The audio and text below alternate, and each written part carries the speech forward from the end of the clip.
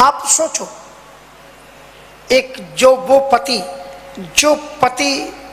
पत्नी के बिना रहता हो, वो पत्नी जो एक पल भी पति के बिना रहती हो, वो अपने सामने देख रही है, शिव मोहे तजेऊ सती अकुला ने,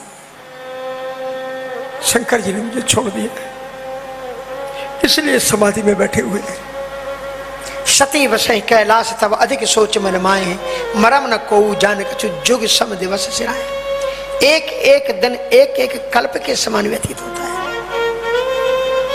सती जी रोज उठती हैं, फूल ला के रख देती हैं, पूजन का चंदन घिस के रख देती हैं, पानी रख देती हैं, लेकिन शिव आंख नहीं खोलते हैं, कुछ बोलते नहीं। तपय अवा इव और अधिकाई, अवा जानते हो ना, जिसमें खपरे पकाए जाते हैं। बाहर से वो एकदम शांत चित्त दिखाई पड़ता है, लेकिन थोड़ा सा उसको हटा दो, सुर्ख लाल अग्नि अंदर जल रही होती है। सती जी की यही स्थिति है कि रुद्रगणों के बीच में सहज सामान्य की तरह सब काम कर रही है, पूजन कर रही हैं, जल चढ़ा रही हैं, सब कर रही हैं, लेकिन हृदय से उनका हृदय जल रहा है।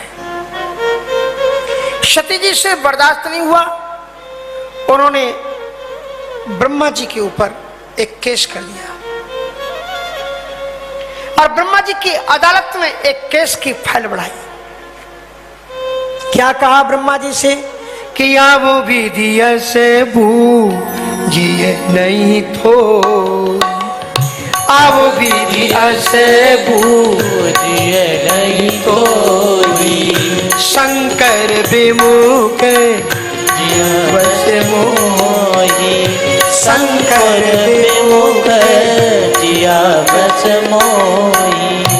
हे विधाता, अब आपको इतना समझ में आता नहीं, अब विधि अर्थ बूझिए नहीं तो ही, शंकर जी से विमुख करके मुझे जिंदा क्यों रखे हो, मुझे मौत दे दो, मैं जिंदा नहीं रहना चाहती। ब्रह्मा जी ने क्या कहा? ब्रह्मा जी ने कहा देवी, ये आपका जो केस है ना, ये सुप्रीम कोर्ट का है और ये हमारे यहाँ हाई कोर्ट है। सुप्रीम कोर्ट का केस हाई कोर्ट में सुलझाया नहीं जा सकता है। रामायण में दो विधाता हैं और रामायण में दो सरस्वती हैं। अगर आपने नहीं पढ़ा है तो आप कोशिश करना, खोजना। एक तो विधाता ये जो ब्रह्मा जी हैं और एक इनके भी विधाता है। विधाता के विधाता कौन है? राम।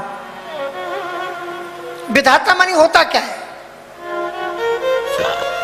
विधि का नियामक, विधि को बनाने वाला, उसे विधाता कहते हैं। उसे विधायक टाइप से भी ये शब्द आए हैं, उसी शब्द से। तो इस प्रकार से वो विधाता, लेकिन राम झरोका बैठ के सबका मुजरा ले, जैसी जाकी चाकरी तैसी ताकों दे। वाल्मीकि जी कहते हैं, हे राम तुम कौन हो? बोले जग पेखन तुम देखन हारे, और विधि हारी शंभु नचावन हारे। आप विधाता ब्रह्मा विष्णु को भी नचाने वाले हो, विधाता के भी विधाता। ब्रह्मा जी ने सती जी से स्पष्ट कहा कि सती जी, यदि सती जी का रिश्ता है एक ब्रह्मा जी से, बताओ बेटा क्या रिश्ता था? ब्रह्मा जी सती जी के कुछ लगते हैं रिश्ते में? सती जी के पिता हैं दक्ष और दक्ष के पिता हैं ब्रह्मा जी, बाबा जी उनके। इसलिए उन्होंने उनसे कहा कि अब विधि अस सूझिए नहीं तो ही, बूझिए नहीं तो ही, शंकर विमुख। तो उन्होंने कहा ये सुप्रीम कोर्ट का, क्योंकि ये केस तुम्हारा सीधा राम से जुड़ा हुआ है। यदि सीधे डायरेक्ट राम से जुड़ा ना हुआ होता तो शायद मैं कुछ करने की कोशिश करता है, चूंकि डायरेक्ट संबंध है, इसमें मैं कुछ कर नहीं सकता। और तब फिर वो सती जी उस फाइल को सुप्रीम कोर्ट में लगाती है।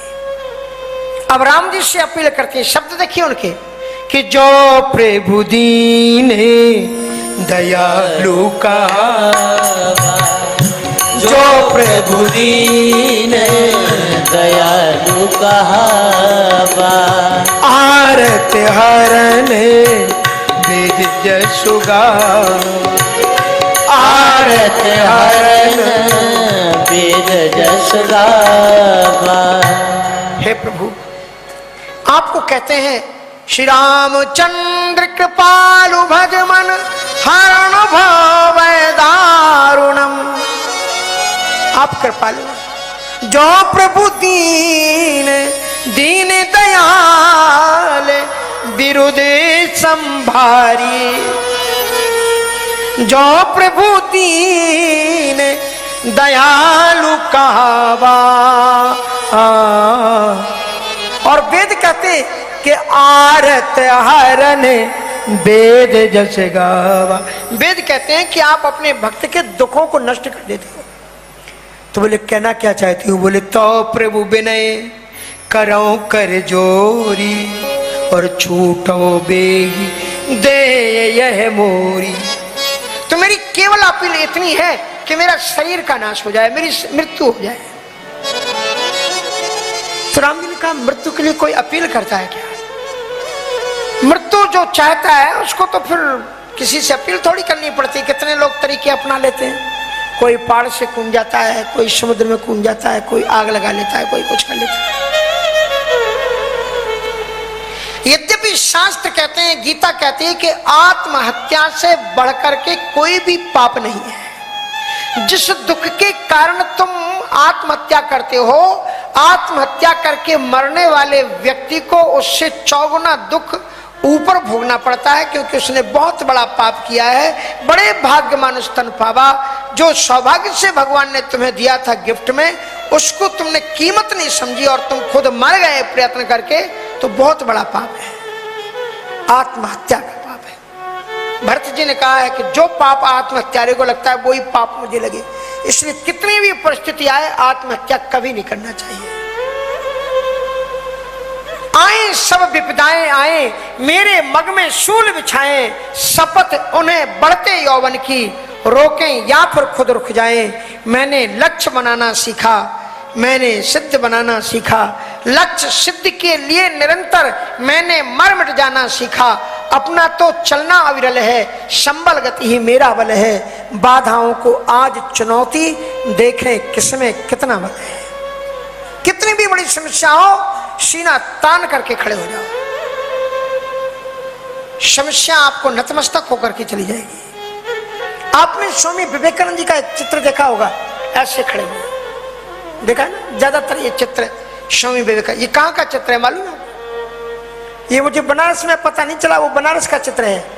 कश्मीर में मैं गया हुआ था, वहां पर विवेकानंद जी का स्मारक बना हुआ है। वहां उस चित्र के नीचे लिखा हुआ था कि स्वामी विवेकानंद जी वाराणसी में आए, संकट मोचन का दर्शन किया और बंदर ने दौड़ा लिया। उनके हाथ में डिब्बे का प्रसाद था और बंदर ने दौड़ाया तो 20-22 वर्ष के विवेकानंद जी भागे। और जब विवेकानंद जी भागे तो एक बुढ़ा सन्यासी देख करके हंस रहा था, है नौजवान क्या भाग रहा है?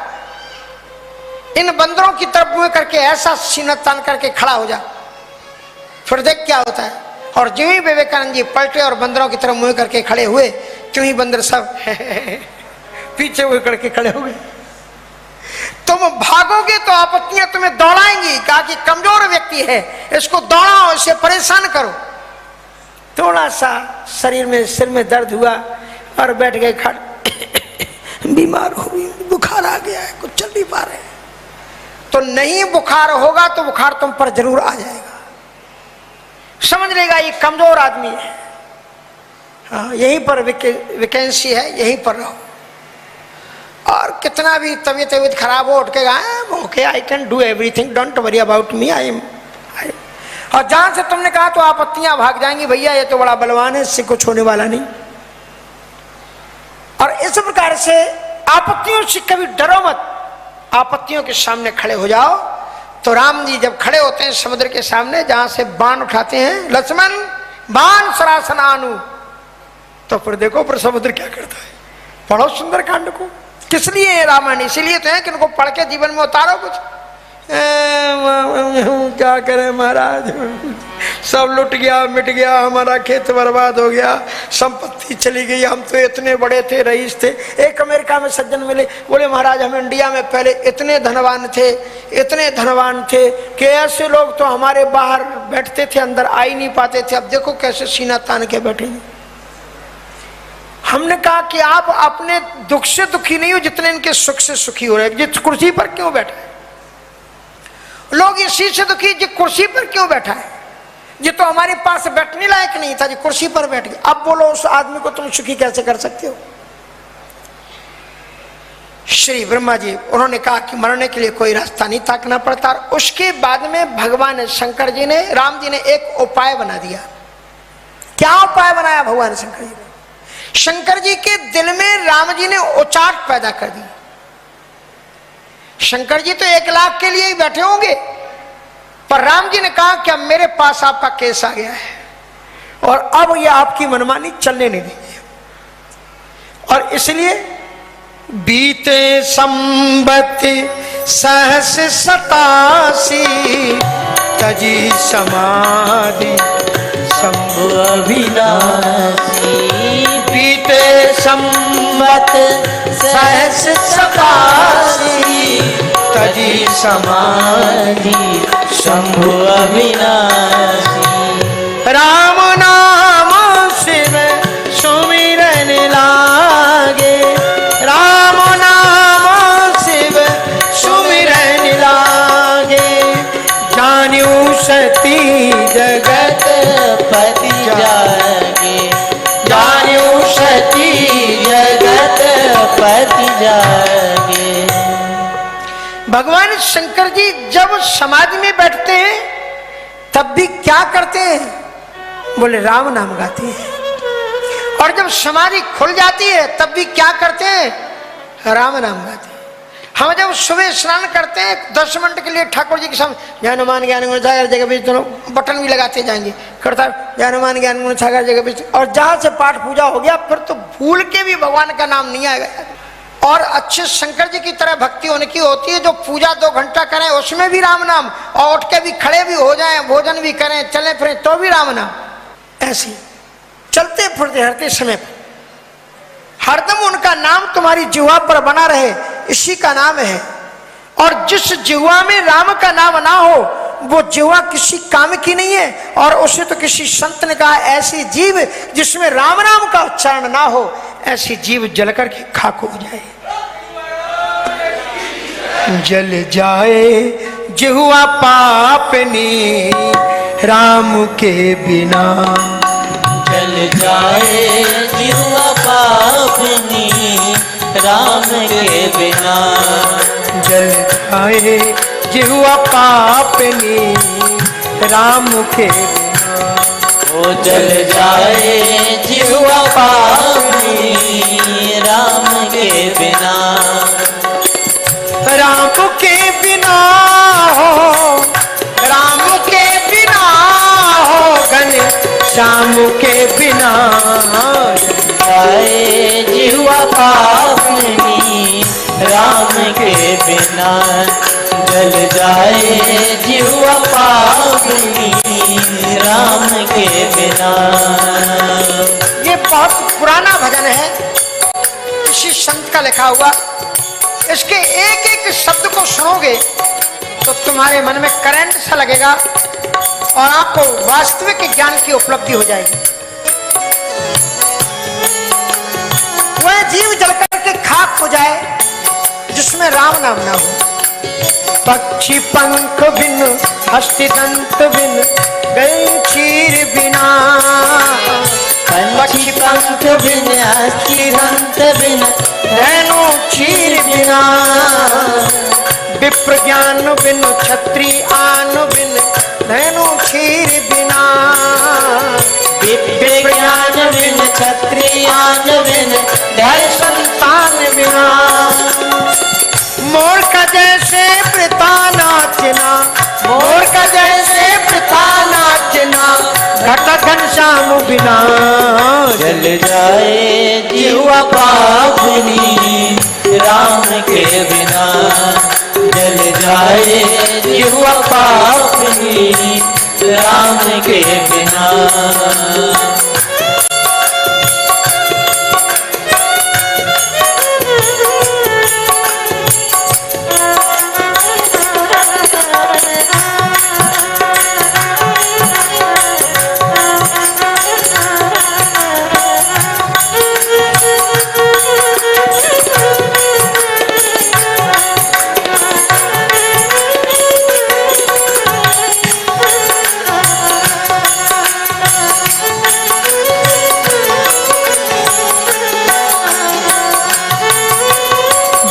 बिच्छू डंक बिन मांदवांत बिन ऋतु बसंत बिना। बिच्छू डंक बिन मठ महंत बिन ऋतु बसंत बिना। देह प्राण बिन भोजन मान बिन प्रीति अनंत बिना। देह प्राण बिन भोजन मान बिन प्रीति अनंत बिना।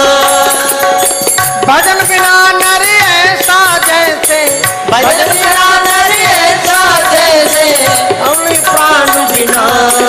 जल जाए जीव पापनी राम के बिना। जल जाए जीव पापनी राम के बिना।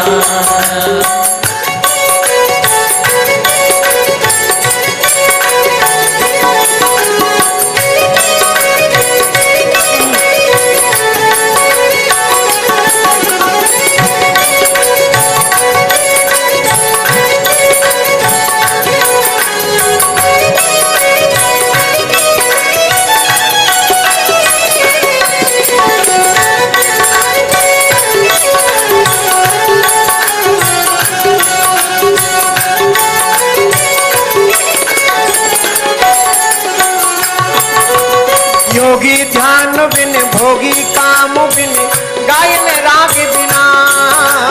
योगी ध्यान बिन भोगी काम बिन गायन राग बिना। राजा रूप बिन दिवस धूप बिन खेत किसान बिना। राजा रूप बिन दिवस धूप बिन खेत किसान बिना। व्यर्थ भ्रमण भाषण नहीं अच्छा, व्यर्थ भ्रमण भाषण नहीं अच्छा, साचे ज्ञान बिना। जल जाए जीव पापनी राम के बिना। जल जाए जीव पापनी राम के बिना।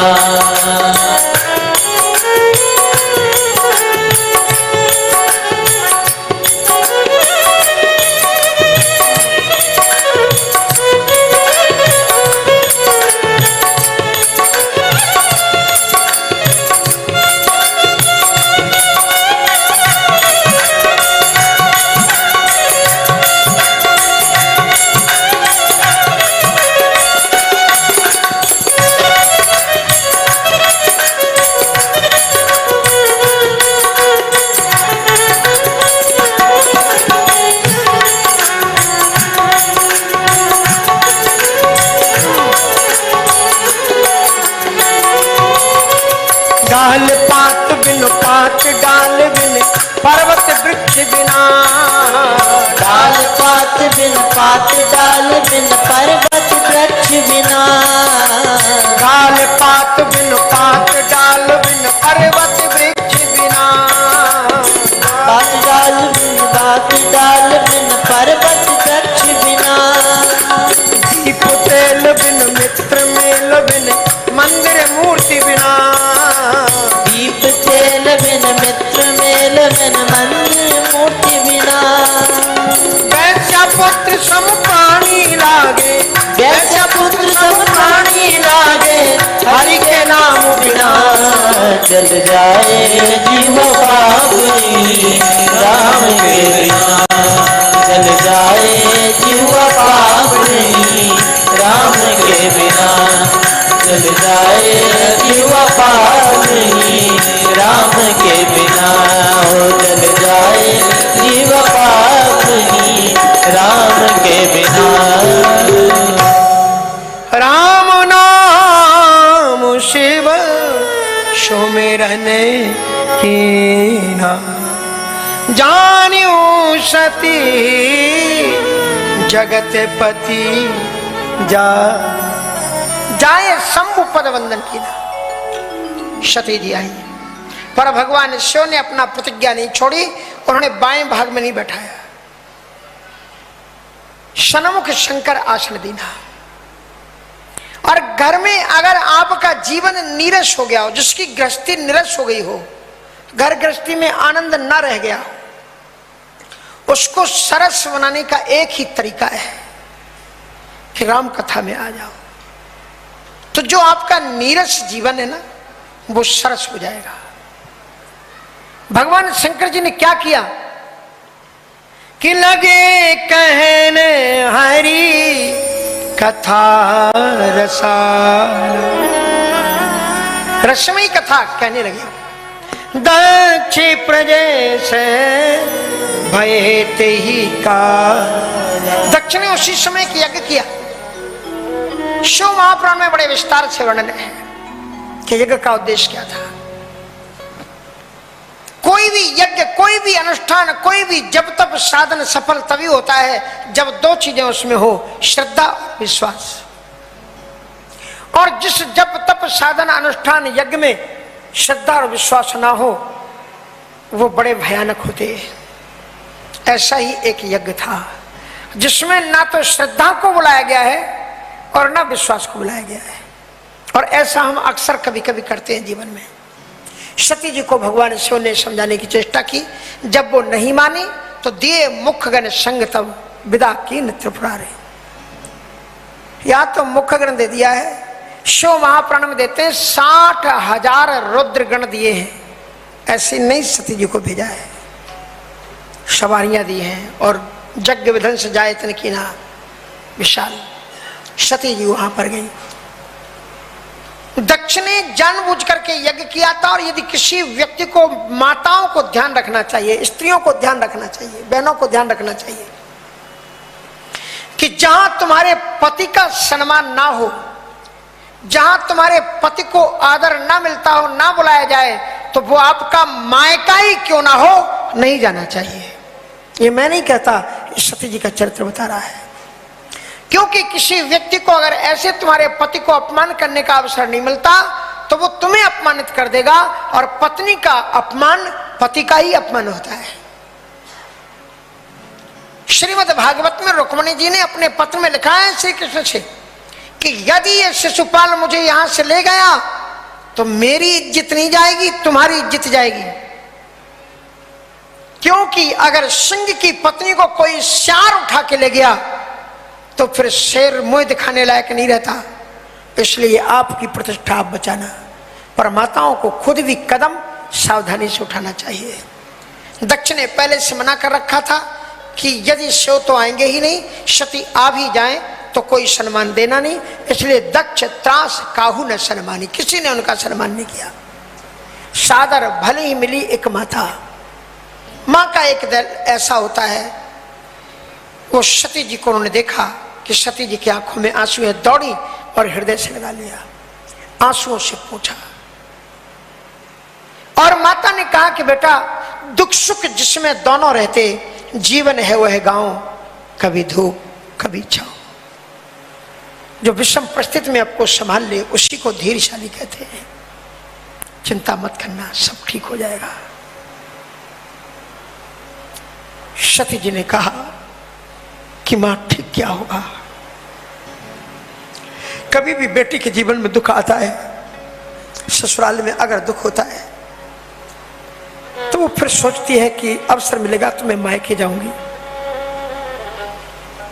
और मां के आंचल में अपना सिर रखूंगी। पिता का स्नेह में आशीर्वाद का हाथ मिलेगा तो मेरा दुख दर्द हो जाए, दूर हो जाएगा। मेरा ससुराल तो ऐसी मिली, पति तो इतना महान मिला कि मैंने जानबूझ करके उसकी जो आस्था के सैकड़ों टुकड़े कर दिए, लेकिन फिर भी मेरे पति ने एक बार भी नहीं किया, कहा कि सती तुमने क्या किया है। ऐसा मेरा पति है। आज मैं कहीं नहीं रोई। आज मेरा दुर्भाग्य ऐसा है कि मैं अपने माँ बाप के घर में आकर के रो रही हूं। ऐसा रोना मुझे वहां नहीं मिला। सती ने कहा कि मां कोई बात नहीं है, मैं सब बर्दाश्त कर सकती हूं, लेकिन कोई भी श्रेष्ठ स्त्री अपने पति का अपमान बर्दाश्त नहीं कर सकती। सामने विशाल यज्ञशाला बनी हुई थी, ध्वजाएं लहरा रही थी। रोकने पर भी सती जी नहीं मानी, सीधे वहां पर चली गई। यज्ञ में आपने देखा होगा ईशान कोण में शिव जी की स्थापना होती है। शंकर जी का कोई स्थान नहीं था। सकल समय हटक तब बोली बचन सको, सुनहु सभासद सकल मुनिंदा, कही सुनी जिन शंकर निंदा सो फल तुरत लहव सब का। भली भांति खड़ी हो गई और जुई रोष में खड़ी हुई सती शक्ति में है और उनके रोम रोम से अग्नि की किरणें लपलपाने लगी। लोग जलने लगे, भगदड़ मच गई यज्ञ स्थली में। पिताजी ने सोचा मैं यज्ञ को संभाल लूं, आगे बढ़े बेटी बेटी बेटी ये क्या हो रहा है। तो सती जी ने कहा पिताजी दूर ही रहना, जल करके खाक हो जाओगे, स्पर्श मत कर लेना मुझे तुम अभी, क्योंकि तुम्हारे इस अहंकारी शरीर के शक्ति के द्वारा मेरा शरीर पैदा हुआ है, इसलिए मुझसे यह अपराध हुआ है। तजहो तुरंत दे ते हेतु उर्धर चंद्रमौली वृक्ष केतु। भगवान ने शिव का ध्यान किया और सती जी ने संकल्प ले लिया कि मैं शरीर का त्याग करूंगी। लेकिन सती मरते हरि सन बारी मांगा। सती मरत हरि सन बारी मांगा। जन्म जन्म शिव पद अनुरागा। जन्म जन्म शिव पद अनुरागा। सती जी ने योगाग्नि से अग्नि को प्रकट किया। अग्नि में प्रवेश करने के पहले हाथ जोड़े, श्री राम जी को ध्यान किया, कहा मैंने कोई गलती नहीं की है जीवन में, और यदि गलती हुई है तो उसमें कहीं ना कहीं आपकी ही गलती है। आपकी इतनी प्रबल माया थी, मैं कुछ समझ नहीं पाई और जिसके कारण से मुझसे गलती हुई है। अब अगर आपने क्षमा कर दिया हो तो मैं मरने के पहले केवल एक ही वरदान आपसे मांगती हूं कि जन्म जन्म शिव पद अनुरागा। जब जब मैं जन्मूं शिव के चरणों में प्रेम पैदा हो, शिव के बिना मैं न रहूं। रामचरितमानस में देखना 3 लोगों ने योग से शरीर का त्याग किया है, और योग पूर्वक जो शरीर का त्याग करता है उसका पुनर्जन्म नहीं होता। एक सबरी ने किया है और एक सर्वभंग ऋषि ने किया है और एक सती जी ने किया है। सर्वभंग जी का पुनर्जन्म नहीं है, पुनर्जन्म की कथा नहीं है। सबरी जी के पुनर्जन्म की कथा नहीं है। सती जी का जन्म होता है। क्यों होता है? क्योंकि सती मरत हरिशन बर मांगा कि जन्म जन्म शिव पद अनुराग। स्पष्ट कहा मैं बार बार जन्म लूं, शिव से युक्त न हो, तही कारण हिमगिरि ग्रह जाई, जन्मी पार्वती तन पाई। हिमांचल में उनका जन्म हुआ। नारद जी महाराज आए, उन्होंने उनका भाग्य बताया, नाम उमा अंबिका भवानी नाम बताए, और उन्होंने कहा कि सब रक्षण संपन्न कुमारी, पर जिसमें सब गुण होते कुछ ना कुछ दुर्गुण भी होते। माता पिता घबरा गए, इनमें दुर्गुण कौन है मेरी बेटी में? कहा इसका जो पति होगा वो बड़ा विचित्र होगा। जोगी जटिल अकाम मन नगन अमंगल वेश, अस स्वामी यही कौ मिले परिहस्त अश्रेक। इसका पति जोगी होगा। अब जोगी का मतलब लोग सोच लेते हैं कि लाल कपड़े रंगा करके ऐसी वो बीणा बजा करके मांगने वाला होगा, पर जोगी वो होता है जो परमात्मा से जुड़ गया हो, वो जोगी होता है। जोगी जटिल अकाम मन नगन अमंगल वेश। और उसके साथ साथ में जब वो बताने के बाद में नारद जी महाराज गए तो नारद जी को देख करके वो लोग रोने लगे कि मेरी बेटी कैसे रहेगी उस पति के साथ में। तो नारद जी ने एक बात बताई, कहा जे जे बर के दोष बखाने, जो जो मैंने तुम्हारी बेटी के बर के अंदर में दोष बताए वो अगर देखा जाए तो लौकिक दृष्टि से सारे दोष शंकर जी में मिलते हैं, लेकिन शंकर जी के पास में जाकर के वो सारे दोष भी भूषण हो जाते हैं। इसलिए अगर तुम्हारी बेटी का विवाह शिव से हो जाए तो सब अच्छा हो जाएगा। बोले जो भाग्य में लिखा होगा वही मिलेगा? बोले नहीं, शंकर जी रामचरितमानस में एक ऐसे देवता हैं जो भावी मेट सके त्रिपुरारी, जो तप करे कुमारी तुम्हारी, अगर तुम्हारी बेटी तपस्या करे तो उसके भाग्य में यदि कोई दूसरा भी लड़का लिखा होगा तो भी शंकर जी उसको मिट करके खुद विवाह कर लेंगे।